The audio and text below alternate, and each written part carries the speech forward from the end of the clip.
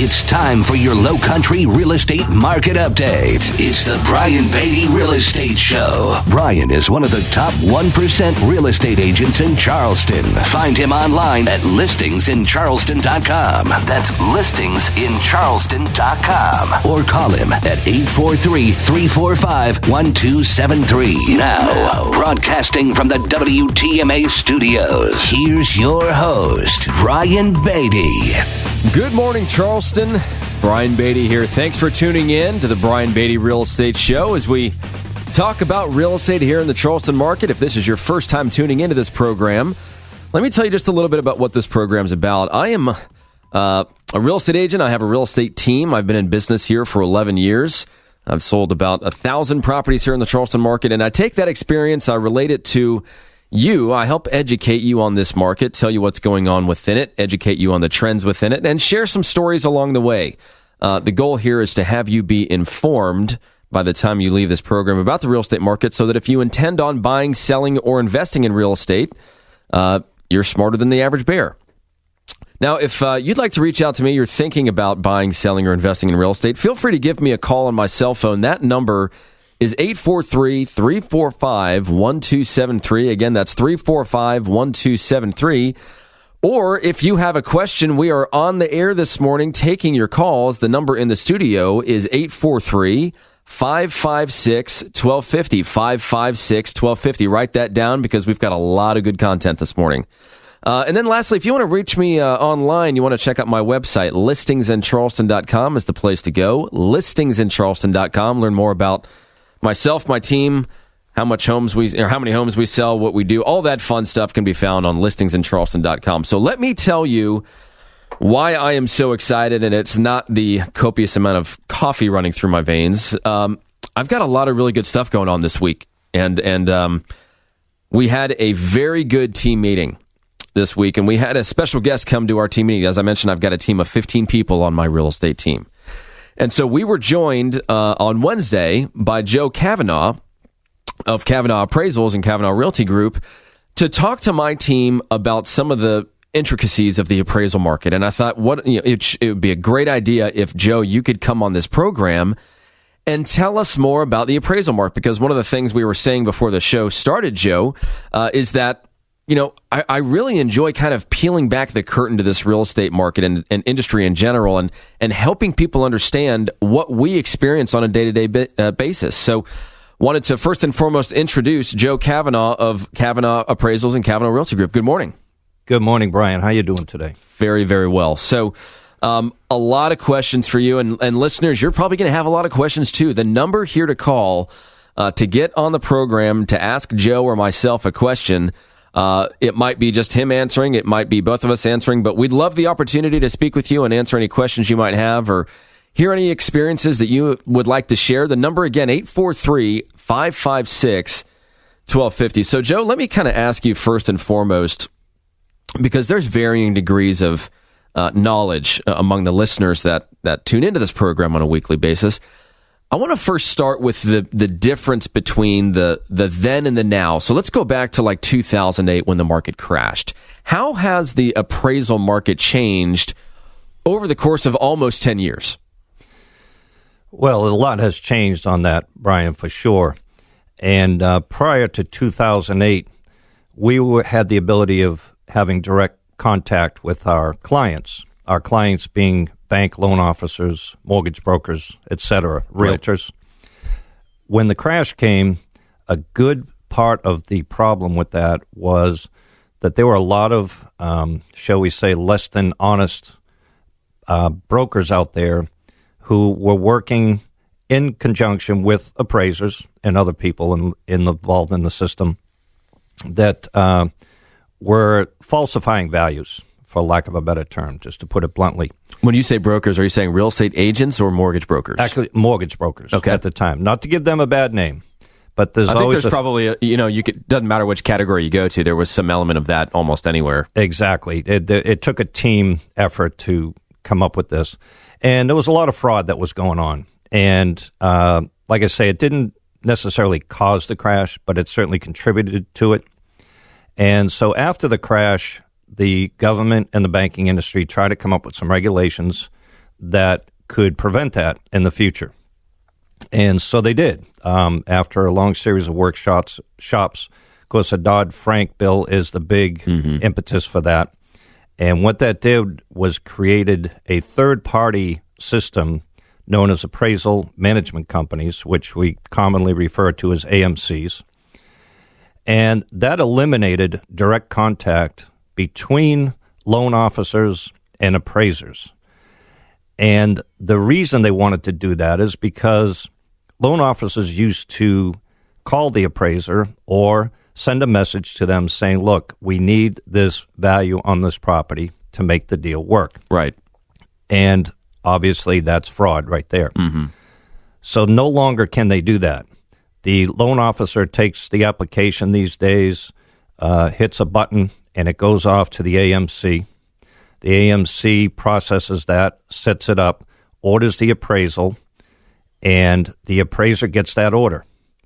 Then the appraiser is told to go out and do that assignment. They complete the assignment. They upload it back to the AMC.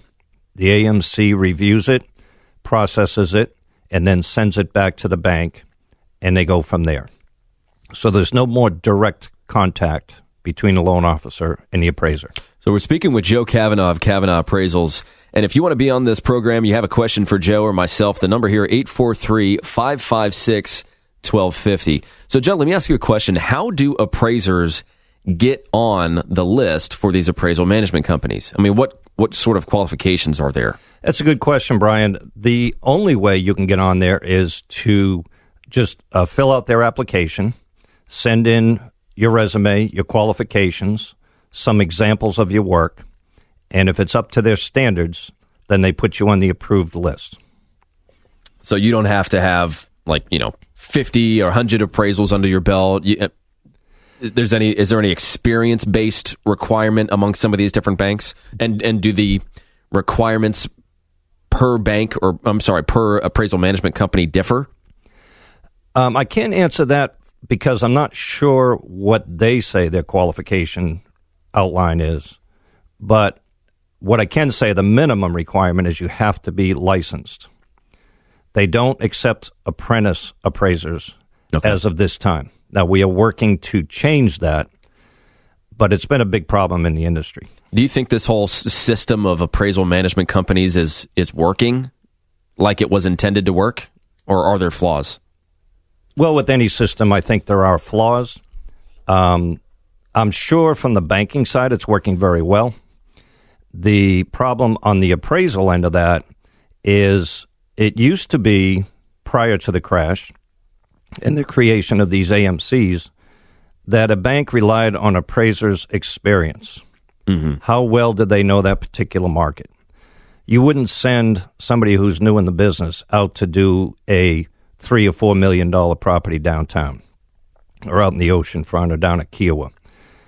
After the crash, the AMCs primarily are concerned with who can do it for the least amount of money and who can turn the report around the quickest. Yeah, who can do it the fastest. It's all about speed, which, in my viewpoint, that really hurts the borrower and the public because they're not necessarily getting the best person for the job. Yeah, when we were talking this week about everything that goes into an appraisal, and actually I'm going to take a quick pause on that because we've got Tim on the line, and Tim wants to talk to us about appraisals. Tim, you there? Hey, good morning. Hey, good morning, Tim. How are you? Good morning, Joe. Good morning, Tim. I recognize the voice right away. Yeah, listen, I just wanted to add, that mortgage companies do not have to use an appraisal management company. They have to set up an internal system which creates a firewall between the appraiser and anybody that gets commission on the sale. And that's what a lot of the small banks and credit unions do. And I think for the most part, you got people in it working for the bank that realize they're going to continue working there if the bank makes good loans. I think it's a better system than the AMCs, and you know how it goes. Just like the old days when you did an appraisal, it didn't come in, you didn't get any more work from that bank. Well, the same thing happens with the AMCs. It's not supposed to happen, but it does. But I've had I've had credit unions and small banks tell me thank you when an appraisal didn't come in, and it's justified. But I just wanted to add that and encourage all of the banks to do an internal system and eliminate the AMCs. The problem with the AMCs is that they may charge the homeowner $750 for an appraisal, and they're paying me $450 for an appraisal, and they're not doing nowhere near $300 worth of work. Good point. Exactly right, Tim, and thank you for bringing that up, and especially about the local banks, the credit unions, the smaller institutions. It is primarily the large banks, large institutions that are really driving these AMC systems and the AMC work. And that's another issue that I was going to bring up, and I'm glad you did, that the split on the fees, which is not disclosed on the HUD, the closing statement. So borrowers think that we're getting that $700-800 that they're being charged, when in reality we're not. In many cases, the AMC is getting a bigger portion of it than we are. A lot more questions to come for Joe Cavanaugh. We're going to take a quick break. We're here with Joe Cavanaugh of Cavanaugh Appraisals, and you're listening to the Brian Beatty Real Estate Show right here on the Big Talker 1250 WTMA. Again, if you want to be on the program, the number here, 843-556-1250. We're going to take a break. We'll be right back. More stimulating talk on real estate matters with Brian Beatty next on 1250 WTMA. Now, the Brian Beatty Real Estate Show continues on Charleston's Big Talker 1250 WTMA. Welcome back, Charleston. Thanks again for tuning in to the Brian Beatty Real Estate Show. I'm here with Joe Cavanaugh of Cavanaugh Appraisals. And really, the conversation is just getting started. A lot of information that I want to share this morning as it relates to the appraisal process and the appraisal market. A lot of people in general, I think, don't necessarily understand all that appraisers do and how impactful their job is to the overall real estate market. So if you have any questions, comments, concerns, stories that you'd like to share about appraisals, you want to broaden your knowledge in this particular area, we're in the studio. We're happy to take your call. The number here is 843-556-1250. Again, 843-556-1250 is the number here in the studio. Now, if you want to reach me off air, you're considering buying, selling, or investing in real estate, you want to just talk with me about real estate, my number, my cell, is 843-345-1273. Again, that's 345-1273, and my website is listingsincharleston.com. That's listingsincharleston.com. So, Joe, when right before the break, we were talking about the idea that, or the fact, rather, that when a borrower sees the total amount of money that they're being charged on their settlement statement, the document that they sign at closing, that's a breakdown of all the expenses associated with the sale, and let's see they see $750 for the appraisal. Well, you were just mentioning that it's not like you're getting all of the $750. You're getting maybe, $350, $400, somewhere around there, but basically about half. Correct. I wanted for people to just better understand everything that goes into an appraisal. And so let me kind of set the stage a little bit, if I may. When people call a real estate agent and they say, hey, I'm thinking about selling my house, come over and let's talk about the market and you tell me what you think it's worth. Here's how most agents do it. And this is not me throwing agents under the bus. This is just fact. This is just what happens. And that's part of what this program's all about is, let's kind of take the gloves off a little bit here and let's have some real discussion. What they're likely going to do is they're going to print off everything that's sold in the neighborhood. They're going to focus very heavily on price per square foot. And they're going to say, all right, well, homes are selling between this price per square foot and this price per square foot. So let's say the average is $150 a square foot. I think your home is above average. It's a very nice home. It's well kept. You've got granite countertops, blah, blah, blah. We're going to list it at $160 a square foot. And so tell me just a little bit about the research and the process associated with getting an appraisal to one of these appraisal management companies and how much different it is from what most real estate agents do to identify value. Yeah, I'd be happy to do that, Brian. First of all, if I can address your comments there, and agents, by all means, that's a decent way to do it. I mean, it's probably the best way to do it based on the information they have. The problem we have as appraisers is we have to break that number, that dollar per square foot, down into 19 different categories at a minimum. And I'll explain a little bit more about that in just a minute. The problem you can run into when you're saying that houses are selling at an average of 150 a square foot or 200 a square foot in this neighborhood, and computing the square footage of your house and just pricing it there, is when you do those averages, you're considering all the houses in the neighborhood. What it doesn't take into consideration is some of those houses may be renovated when they sold. Some may be fixer-uppers when they sold. Another big factor is some may have view enhancements. Right. They may be sitting on a lake. They may be sitting at the back of the neighborhood on a tidal creek or marsh views, and all that factors in. So taking an average doesn't always accurately reflect the price that your house should be at. So when we go out as an appraiser, the first thing we do, we go up, introduce ourselves. There's two methods of doing it. What we know in the industry is either outside in or inside out. And what that refers to is, do we like to do the outside work first or the inside work first? I'm an outside in guy. I always tell my borrower and my client that I'm going to measure the outside first, get my photos, take my notes, then we'll come inside and do that part. So we go ahead and measure the property on the outside. That gives us our gross living area. Then once we go inside, what we do is go room to room. We note the materials that are used, any amenities that are built in, and the condition. That's what we call our fact gathering. Okay. That's what we're there to do. Quite often a borrower will ask me if I can tell them what the house is worth while I'm there. Well, I can't because I haven't done my research yet. All I'm doing is collecting the facts. Once I get those facts and we're done with that inspection, then we go back to the office and we start researching the neighborhood. And we're looking for several factors, but the big ones are location, if you're on a pond, on a tidal creek, or on just an interior lot. We're looking at the age, the quality, the condition. Then we're looking at the size of the home, number of bedrooms, number of baths, key factors. And then it goes down to break out the amenities. 1-car garage versus 2, screen porch versus a patio, those sorts of things. And that's all the information that we have to analyze.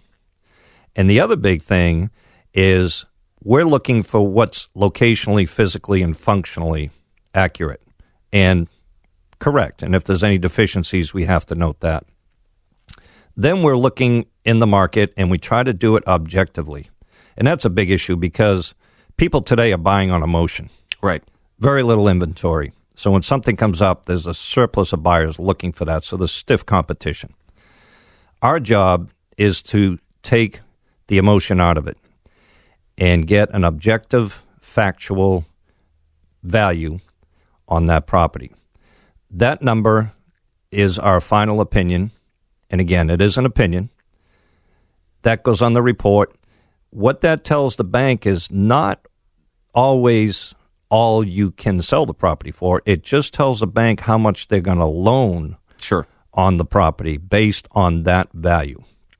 I'll tell you that in some of these neighborhoods in Charleston, I mean, it's happened to us. It probably happens to us 1 in every 10 listings we sell. We have some sort of appraisal-based issue that prevents us from closing on time. And so what I mean by that is we'll put a property on the market. It will receive a bunch of interest. You know, we're getting 10, 15 showings a week. We end up getting multiple offers. Somebody kind of throws a pie-in-the-sky number out there. I had it happen in Dunes West. Contract, I think, was $30,000 over the asking price. And cash. Now, something happened throughout the course of the transaction that required them to get a mortgage, and then they got an appraisal and it didn't appraise for the contract amount. That's a whole separate side story. But the bottom line here is that buyers in some instances will put a contract amount on a property with that contract being contingent on the appraisal, knowing that, hey, if this property, we're kind of banking on this property not appraising for the amount we've offered, and then obviously we're going to try and use that as a foot in the door technique to try and knock this price back down once that appraisal occurs. From your perspective, what percentage, I know this is kind of an off-the-cuff question, but what percentage of appraisals that you're doing are coming in under the contract amount? That's a good question, Brian. On a personal, based on my personal experience, I would say probably less than 5%. I don't track those, but if I had to make an educated guess, based on national averages, I believe it's closer to 10%. But what that does, it's really protecting the consumer, and it's keeping people from overpaying, right? And it's preventing a bubble like we had the last time. Because what we have to do when we do our adjustments, we go out and compare one house to another. We have to look at what the market reaction is to those differences between the subject property and the comparable. So in other words, everybody used the example of a swimming pool. Does it have value? Does it not? That's probably the most common question I get. Oh, this is going to be good. Well, it really depends on what neighborhood you're in, what location you're in. If you're up in Goose Creek in, say, Sedgefield subdivision, and you have an in-ground pool, I know from experience up there that it probably has little to no value. Mm-hmm. You might have spent $30, $40,000 putting that in, but it may be worth $5,000. Contributory market value. That's what we're looking for. Now, you go to the other extreme, out to Isle of Palms. Those are vacation stations out there. That's what they do. They're rental machines. The value gets increased by at least the cost of putting in the pool because that's what renters want. Yeah, and they'll pay more in rent, thus creating more value for that piece of property. Correct. Increases the income, which increases the value of the property. Very interesting. Joe, I have a lot more to ask you, so I'm going to ask for you to stay. I know that we had only intended on you being here for the first half of the program, but I think we've got some more ground to cover. So if it's okay with you, I'm going to ask you to stick around for a little bit. I'd be happy to, Brian. Thank you. Awesome. If you guys are listening, you have a question for Joe or myself, feel free to give us a call here in the studio, 843-556-1250. Again, 843-556-1250. You're listening to the Brian Beatty Real Estate Show right here on the Big Talker, 1250 WTMA. Stick around. We'll be right back. Have a real estate question? Ask Brian Beatty. Send him an email, lowcountryhomesales@gmail.com. The Brian Beatty Real Estate Show is on 1250 WTMA. The Big Talker, WTMA. Expert news and views on the Low Country real estate scene. The Brian Beatty Real Estate Show on 1250 WTMA. Welcome back, Charleston. Still here with Joe Kavanaugh of Kavanaugh Appraisals, talking about the appraisal market, and then a bunch of other information, really, as it relates to that in general. Just having a good chat about the market, helping you remain informed about the real estate market. If you have questions for us, you want to call in and have a chat with us, the number here in the studio is 843-556-1250, 843-556-1250. 1250. Now, if you want to reach out to me personally, my number is 843-345-1273. That's my cell, 345-1273. And my website, listingsincharleston.com. Joe, I apologize. Very rude of me. I have not asked you to share your contact information so far. So, say it as many times as you want. No problem, Brian. I do have a website. It's called Kavanaugh Appraisal Company. And the spelling is a little bit tricky, so I'll go ahead and spell that out for you. It's Kavagnagh, and appraisals is plural, S on the end, .com. And my number is 843-352-9320. And you can call me anytime, 24/7, and I'll get back to you as soon as I possibly can. Been in the Charleston area since 1994. Been in the appraisal business now since 1988. So I guess that's, 29 years. Yeah. So been around the block once or twice. Very cool. We've got a caller in. Gino from West Ashley is here. Gino, are you with us? Yeah. Hey, I'm Gino. here. How you doing? Doing well, thank you. Good. How can we help you this morning? Real quickly, my profession is I'm a business broker, and I was hired by an attorney to evaluate a business plus the commercial real estate involved.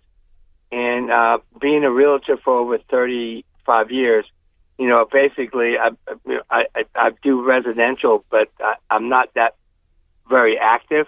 But I was determining how to evaluate this business, and I came up with valuating over the desirable cap rate.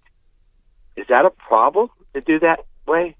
I mean, just trying to figure it out. Gino, I have somebody that I can get information to you after the show so that he can help you with that. Yeah. That's not primarily my focus, Joe. I don't think that's something you do on a day-to-day as well. So big believer in only having you work with experts, and I've got a guy for you.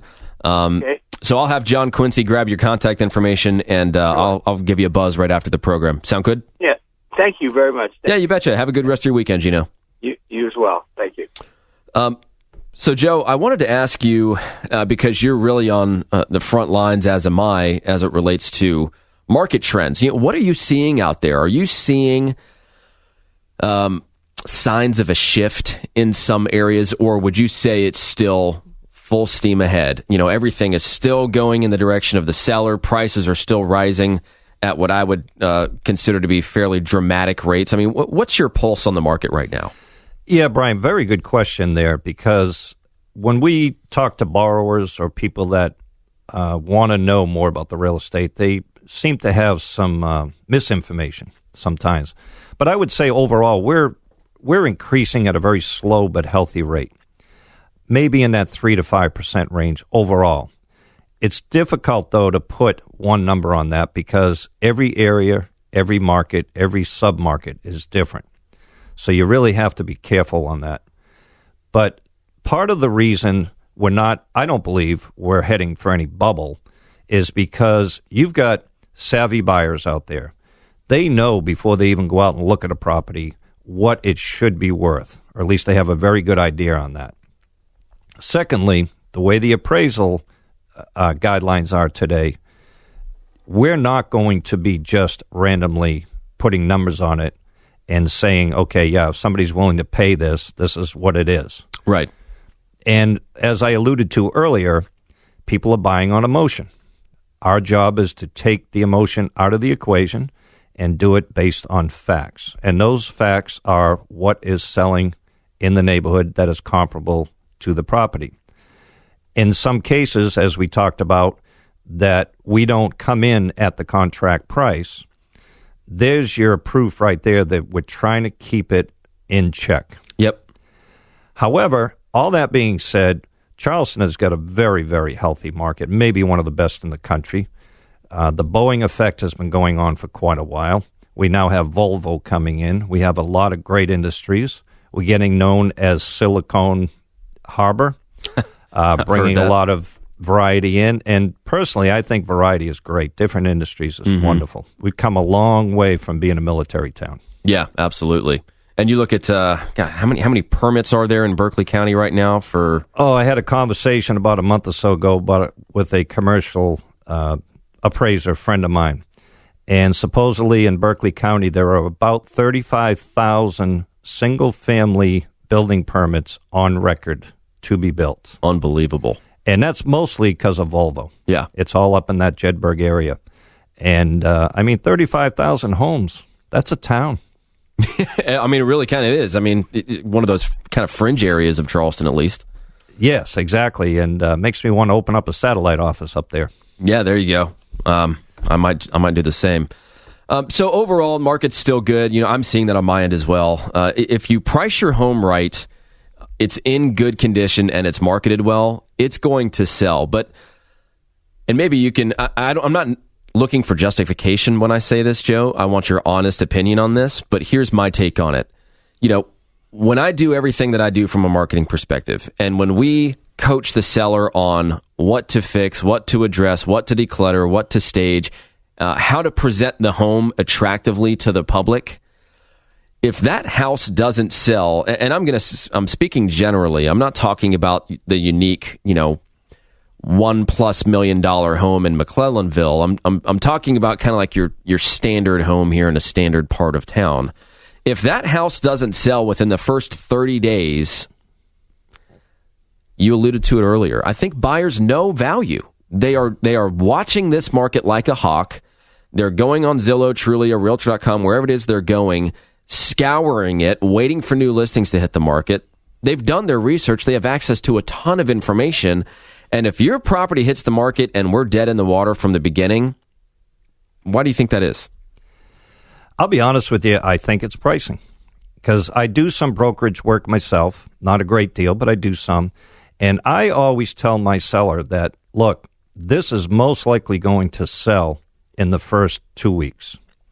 And if we don't get some serious activity in the first 2 weeks, we're going to have to sit down and review our marketing strategy. And in my view, if you've already done the homework with them, they've cleaned up the property, it shows beautifully, it's always available for showing, and nothing is happening, no offers are coming in. In my view, the only missing piece in that equation is the price. Yep. I would think it's overpriced at that point. From a real estate agent's perspective, and we're getting a little technical here, but I want to help you guys understand the information we have access to help you as a seller determine, all right, are we doing the right things or not? Is it me? Is it you? Is it the market? Everybody wants to find somebody to attach some blame or at least a better understanding to. And again, we're talking with Joe Kavanaugh of Kavanaugh Appraisals here. If you want to be on the program, we've got about 15 or so minutes left. If you've been holding back a question, now's the time to call. 843-556-1250 is the number here in the studio. But what I tell my sellers this, look, when we first hit the market, we're essentially marketing to two groups of people. Group number one are the people that are ready, willing, and able. They want to buy a house. They just haven't found what they're looking for yet. The second group of people are people that enter the market every day. Something has changed in their life. They've got a new job. They now found out that, their wife is pregnant and they're having their fourth kid and they need more space. They're retiring and they need to downsize, whatever the case might be. Group number two is an ever-changing group of people, whereas group number one are your ready, willing, and able buyers. And if you don't sell your house within the first 30 days or so, you've essentially exhausted that first group of people. They saw it online or wherever it was marketed, and they made the decision to come and view it and make an offer or not, or they decided that, hey, when they saw it online based on their knowledge of the market and the research that they've done and the fact that they've been waiting for something like your house to hit the market for months, they don't agree with your value, or they don't understand, or they haven't been sold on the perceived value, which at times could be a marketing issue. So I don't want to put it purely on price. I think agents have a lot to do with this and their ability to sell real estate. I mean, market real estate. That's what separates the good from the great, I think, is our ability to create or highlight, rather, value. And I hope you would agree with that. But getting back to kind of the initial question here of if we haven't hit the price right in the first 30 days, let's say there are just limited comparable properties out there. Maybe we're kind of shooting in the dark a little bit. I encourage my clients at times when, and I will freely admit, look, I don't have a lot of data here. There's not much I can go off of to give you an extremely realistic opinion of value. I suggest we get a pre-listing appraisal. So, Joe, I want you to just talk about that for a minute. We're going to take one more break before we come back to the final segment. We'll take the break now. That's cool. But yes, when we come back, Joe's going to answer that question about pre-listing appraisals. If you want to be on the program, 843-556-1250. This is the Brian Beatty Real Estate Show. We'll be right back. Find Brian Beatty online at listingsincharleston.com. The Brian Beatty Real Estate Show continues next on the Big Talker, 1250 WTMA. WTMA. Now, here's more of the Brian Beatty Real Estate Show on the Big Talker, 1250 WTMA. Welcome back, Charleston, to the last few minutes of the Brian Beatty Real Estate Show. About 10 minutes left. If you have any questions for us, I'm still here with Joe Kavanaugh of Kavanaugh Appraisals. The number here in the studio, 843-556-1250. Again, 843-556-1250. And now, if you want to reach out to me personally, talk about real estate, talk about buying, selling, investing, or just have some general market questions, anything I can help you with at all, my number is 843-345-1273. Again, that's 345-1273. Or you can visit my website, listingsincharleston.com. And Joe, your number for people to reach you on is 843-352-9320. That's 352-9320. And if they want to go online, Kavanaugh appraisalcompany.com. Is that right? Correct. Kavanagh, appraisalcompany.com. So before we took the break, I was talking about the fact that, there are plenty of instances where we just don't, as real estate agents, we don't have a lot of properties available to draw value from. And it could be that it's a home centrally located. I'll give you a perfect example. This week, I went on a appointment to discuss value with a seller, and it was a very small neighborhood located fairly convenient. Well, it is convenient. It's off Long Point Road, but there's maybe 30, 40 homes within this little subdivision. There's only been one sale over the past year that was even remotely close. So, of course, I had to travel outside the neighborhood and find other like-kind properties. So, on one end of the spectrum, yes, it can be challenging for real estate agents to determine a really accurate asking price and deliver to a seller the opinion of, hey, this is what your house is probably going to sell for. But on the other hand, and this kind of goes back to what we were talking about earlier, I don't think this market will allow a seller to vastly underprice their house and allow a buyer to get away with, quote unquote, stealing a property. I think there's still enough demand and still enough educated buyers in this market to where if you were to underprice your home, and let's say that's your strategy in order to get multiple offers, I still think the market is going to bid that property up so that it will ultimately sell for very close to fair market value. But what I wanted to ask you about, Joe, is let's say we're in that position. Let's say that we are struggling to determine value based on a lack of available properties. I want to talk about pre-listing appraisals because it's something that we've used in the past when we don't really have the data. So tell us how you find the data and how you help us determine that value. Yeah, Brian, that's a very good question you had there, a very good point you brought up about underpricing the property, and then your buyers are going to bid it up anyway. On that point, when we're hired to finally go out and do the appraisal, when you get that secured buyer, we're looking to find objectively what that value is. And more likely than not, we're going to find that value that they end up putting it under contract for, even though it was listed lower. And that's a key factor. Everybody thinks, oh, you just got to hit that number. That's not correct. We're supposed to put what its current market value is regardless of that listing number. Mm-hmm. Now, as far as getting a pre-listing appraisal done and what research goes into it, as I said earlier in the show, we have about 19 categories that we have to break down and analyze, components of that property. Whereas, as you said with the realtors, they're looking at that average square foot and trying to average that out. So by breaking it all down, we can get deeper into it. And doing that, you're going to get a more accurate reflection of where you stand in the market. And I've been getting a lot more work lately from agents who call and say, look, the seller thinks, the way the market's going, they can ask this much more. We're of the belief that, okay, maybe somewhat, but not too much. We just don't know where to price this. Could you come out and do an appraisal for us so we know where we stand? So we do that. The other good point of that is now you can market that property with confidence. So when you get a buyer and they go to the bank for a loan, there's a very, very good chance that the value is indeed there. So it takes away that worry of, will it appraise? Right. And, from a strategic standpoint, let's say that you have a house that, let's say it's a very nice house, but it's in an area where there's not a lot of homes that are selling. Or let's say that you're the nicest home in your area.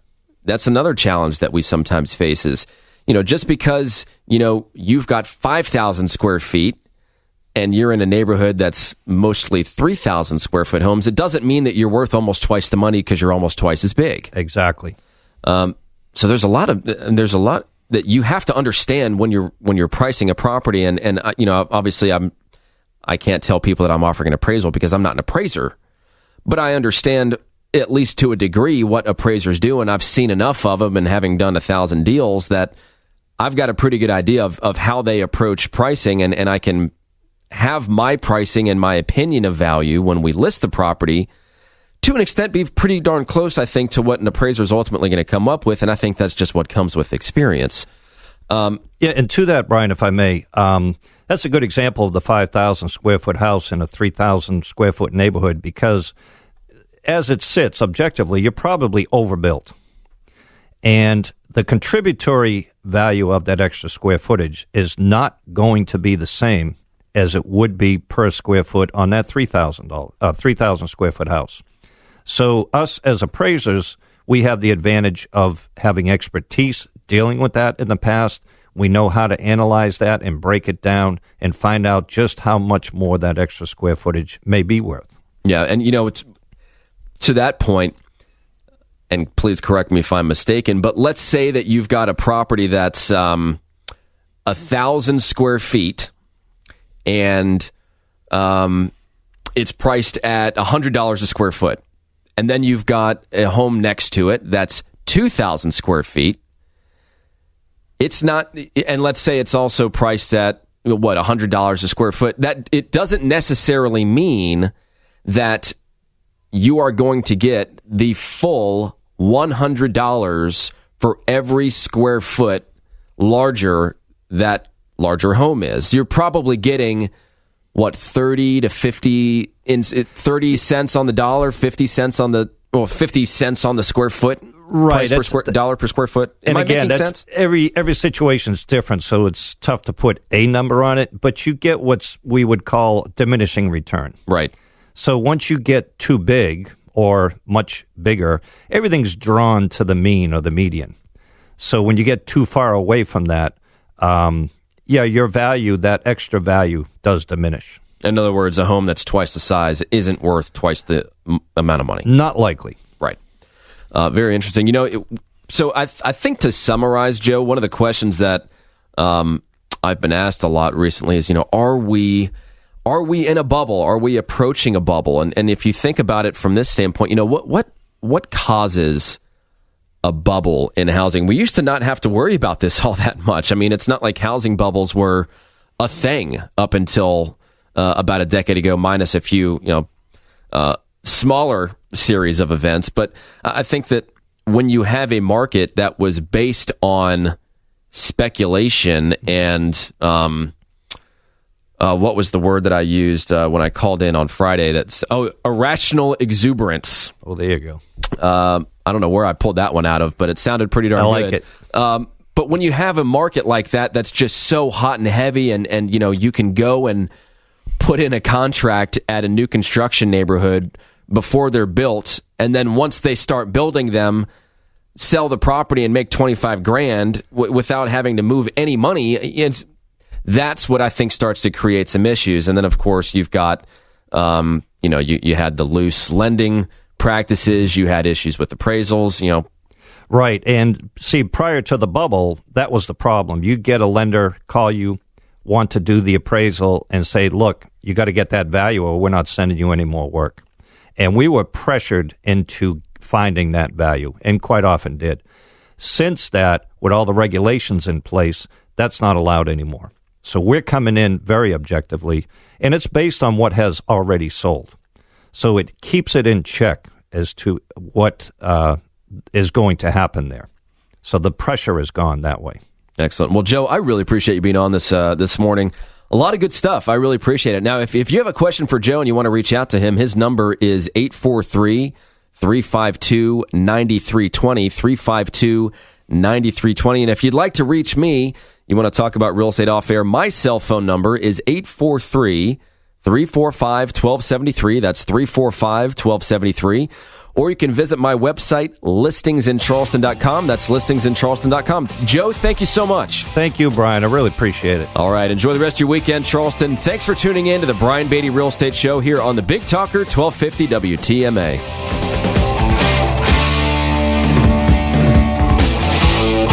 Join us for another edition of the Brian Beatty Real Estate Show next Saturday morning at 9 and Sunday morning at 10. Contact Brian Beatty online at listingsincharleston.com. That's listingsincharleston.com. Or call him at 843-345-1273. 843-345-1273.